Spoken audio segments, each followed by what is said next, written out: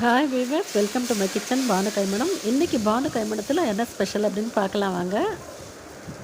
மைசூர் மசாலா தோசை ரொம்ப ரொம்ப டேஸ்டியாக இருக்கும். இதுக்கு தக்காளி சட்னி மாதிரி பண்ணி நம்ம உள்ளே வைக்க போகிறோம். மசாலா கிழங்கு பண்ணி உள்ளுக்குள்ளே ஸ்டஃப் பண்ண போகிறோம். இந்த தக்காளியில் இருக்கிற புளிப்பு சுவையோடு சேர்த்து அந்த கிழங்கு மசாலாவை நம்ம டேஸ்ட் பண்ணும்போது ரொம்ப ரொம்ப சூப்பராக இருக்கும்.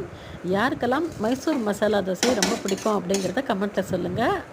இன்றைக்கி வீடியோ நம்ம பானு கைமணம் குக்கிங் சேனலில் இந்த மைசூர் மசாலா தோசை வரும். கண்டிப்பாக பார்த்து ட்ரை பண்ணுங்கள். ரொம்ப ரொம்ப டேஸ்டியாக இருக்குது. ரொம்ப ரொம்ப ஃபில்லிங்காகவும் இருக்கும். குழந்தைங்களுக்கு இந்த ரெசிபி ரொம்ப பிடிக்கும். நீங்கள் செஞ்சு பார்த்துட்டு உங்களுக்கு எப்படி வந்ததுங்கிற உங்கள் ஃபீட்பேக்கை மறக்காமல் பானு கைமணம் கமெண்ட் செக்ஷனில் பதிவிடுங்க.